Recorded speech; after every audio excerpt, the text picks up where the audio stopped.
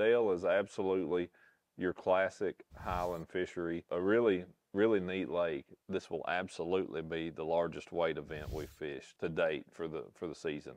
No doubt will be Dale Hollow as far as cut weights, top 10 weights, winning weights, all that kind of stuff. So I think this will be an exciting one for you all to be watching.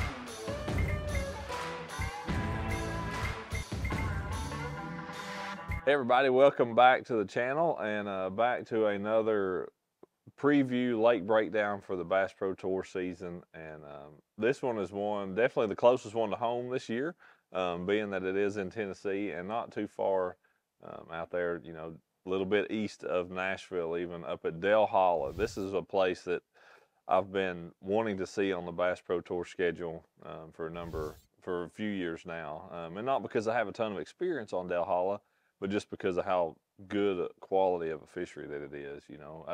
Just looking at stuff that has been fairly recent as we're filming this, they had a BFL regional there in October. I mean, not a very good time to be, honestly, on a highland fishery like this.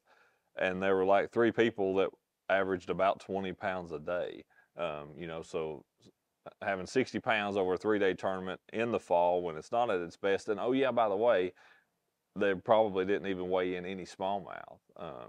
So this is definitely going to be a fish catching event. We're here early April. I just had the dates pulled up here on my phone. Looks like we'll start practice, I think, April the 6th. The tournament's over April 14th. So the first full week into the second week of April to be fishing out here, and that's a fantastic time of the year to be fishing in this part of the world. Fish could be spawning by then.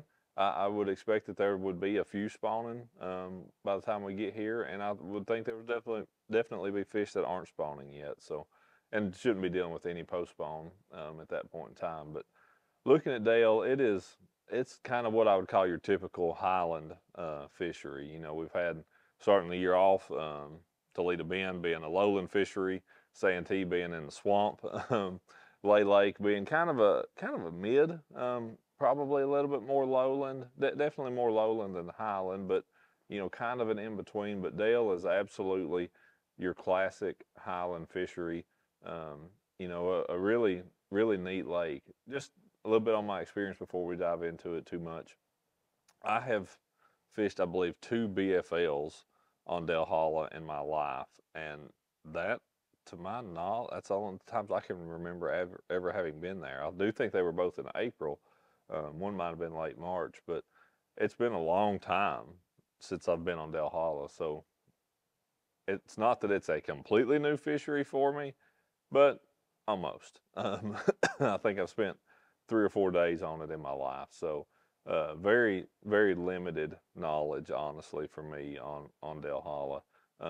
And again, I mentioned a little bit about the smallmouth. The deal with that in regular tournaments, I believe it's a slot limit that's between 16 and 21 inches that you can't keep anything. So I remember in one of those BFLs, I caught a smallmouth that was 20.5 inches long, and I weighed it just to see what it weighed, and it was a 5-pounder, and it wasn't a keeper.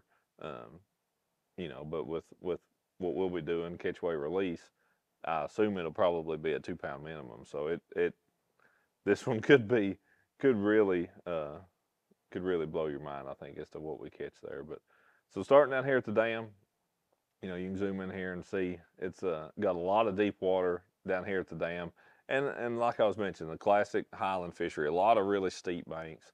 The lake isn't extremely large surface acres wise. It's fairly long. It's probably, from here at the dam to as far up I believe the Obie is the longest arm on it. I don't know, it's in the, probably 40-ish mile range or so. So pretty long, and that makes for a lot of shoreline miles, which is good for the time of year we're going to be there, because those fish should be somewhat relating to the shoreline and able to spread out pretty well. But you can see down on this end, with the lake at normal pool, there's got a lot of water in that, 100, 125, 130 foot depth range. And then kind of just as you go towards the shoreline, obviously starts shallowing up, but a lot of steep banks. And this place has really, the largemouth even in here have really, been exploited really well with forward facing sonar, being able to catch those fish that are out in that bait and suspended. Spend a lot of time, out in open water, suspended under bait. That's how they've been able to be caught.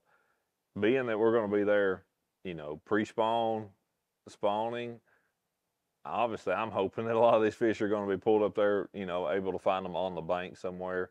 And I certainly think that will be the case. This lower end down here, again, everything you've got down here in this part, maybe back in like the back of this bigger creek here, you might run into some colored water, but a lot of little shorter pockets, short arms and stuff coming off of it. You get up into here and you start getting into some, for Delhala, bigger flats and stuff. And what typically happens on these type of lakes, that real steep stuff, you're going to have a lot of slate, a lot of shell banks, and those fish absolutely use that stuff. But usually when you get into those areas that are a little bit flatter, that's where you're going to get more gravel, more chunk rock, that type of stuff. And for me, I feel like those fish like to spawn in some of those areas where you have a little bit more of that, just kind of gravelly stuff and a little bit of slope. I mean, those are the places where they don't have to make their bed. I mean, literally think if the banks are all like this, they've got to find some kind of a little shelf to actually even make a bed on. So the places where it does have just a little bit more natural taper, they're able to make a bed on a little bit easier. This is an area I remember fishing in particular right in here, and you can definitely tell it's got a little more flats here in this creek. And that's what you'll start seeing as you move up the lake. The backs of those creeks and stuff, you start getting larger flats. And the way I've got it shaded here, you can see, you get up into this creek arm and you start actually getting some bigger flats and things. And that certainly, as you work on up here where the river split and stuff, you start getting some more of those flats. But even coming up this way, it's still not huge. There's, look back at the last event at Red Crest on Lay, and you've got, big flats outside of the river channel that really give those fish a lot of places to use. This, it's still, the only major flats you've got are in the back of those bigger creek arms. That's the only flat areas. Another thing that will be a determining factor a little bit as to how I actually fish Dale will be, of course, the weather coming up to it, but certainly the water level. For especially talking about largemouth, there's a lot of willow bushes, a lot of buck bushes, a lot of that kind of stuff that will get in the water if the water is already up. Being that time of the year, that's where if we've had some rain, the water could have jumped up and gotten into that stuff and flooded a lot of that cover. If it's been kind of a dry spring, we may not have much of that cover in the water to fish, so you may just be looking for any kind of a little stick or any kind of a piece of wood where those largemouth are set up to to pre-spawn and kind of stage on. If we've had big rain, there could be tons of stuff to fish and really kind of spread those fish out a lot. So water level will be a big factor as to exactly how you end up having to target those fish.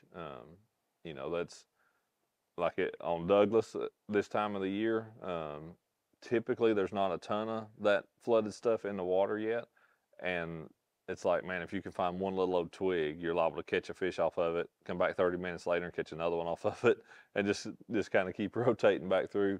Any little small piece of cover will hold a fish, but then, yeah, if there's lots of bushes in the water, then you just got to kind of fish it all. So I think water level will definitely be a big factor. That's exactly how you end up catching them. But it should be all in all, just should be a really, really good event, and one, like I said to start with, that I'm excited about being on the schedule for this year. Going there, just a few things I think I would have tied on. A bladed jig is one. I would expect a top water or two of some kind. Could be a buzz bait, could be a wake bait. I certainly see those playing. Obviously a shaky head. Like I've talked about fishing for fish that are spawning that maybe you can see some, maybe you can't some. And I think like Lake of the Ozarks, where Jesse Wiggins won, even though that was in May, I feel like that could fish somewhat similar to this, and he won that event out there on a shaky head. I feel like that would be a big player for those fish that are spawning or are staging to spawn. That's certainly a few that I see, so playing a role. And then if there is a bunch of that flooded stuff in the water, certainly flipping will be something that, you know, we'll be wanting to do. So should be a fun event, man. This one is the closest to home, and I would say at this point in the year, this will absolutely be the largest weight event we fished to date for the season. No doubt will be Dale Hollow as far as cut weights, top 10 weights, you know, winning weights, all that kind of stuff. So I think this will be an exciting one for you all to be watching. I know it's going to be exciting for us out there fishing. So make sure you check it out. I'm excited to be headed to Dale Hollow here real soon. Should be a great event.